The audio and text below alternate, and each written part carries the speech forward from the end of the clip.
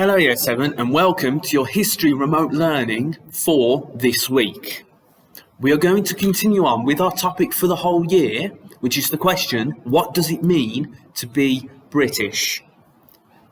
We are starting a new topic with this lesson, which is what was the War of the Roses. So for the next few weeks, we'll be looking at what this particular war was and why it's important to English history. Today, we're going to focus on a king called Richard II and why he was deposed or gotten rid of as king in 1399. Those of you that did last week's remote learning might remember the name Richard II. Today, we're going to find out who Richard II was, which last lesson would help with. We're going to understand why Richard II was disliked, why he wasn't very popular, and then we're going to look at the king that comes after him, Henry IV, and we're going to see if he was any better than Richard II was. Here is Richard II's family tree.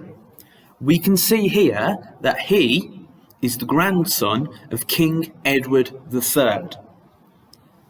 The problem is, both of King Edward III's oldest two sons, Edward, the Black Prince, and his brother Lionel, both died before Edward III did, so they can't become king. Richard II becomes king aged 10 years old. This means that another man, Edward III's next son, John of Gaunt, gets chosen to help Richard rule the country.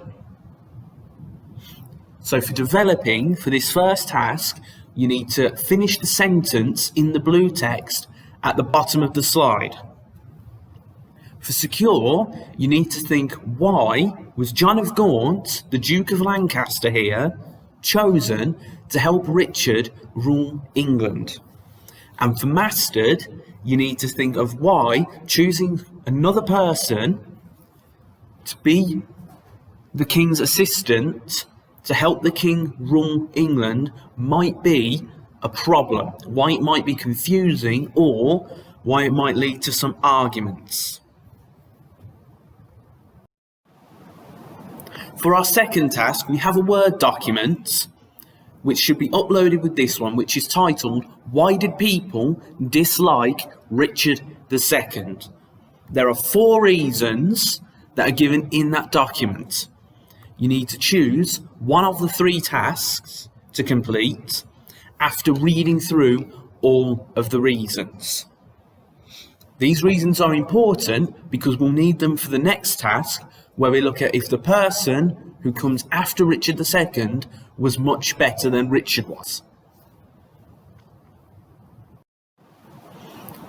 Finally, we're going to look at the man who took over from Richard II after Richard II was removed, or, to use the fancy word, deposed.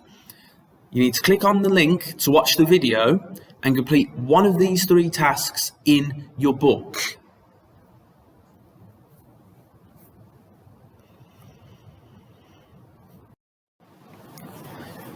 Once you have finished, you need to upload a photo of your whiteboard with task 1 completed, the family tree task about Richard II, and then a photo of tasks 2 and 3 completed in your books.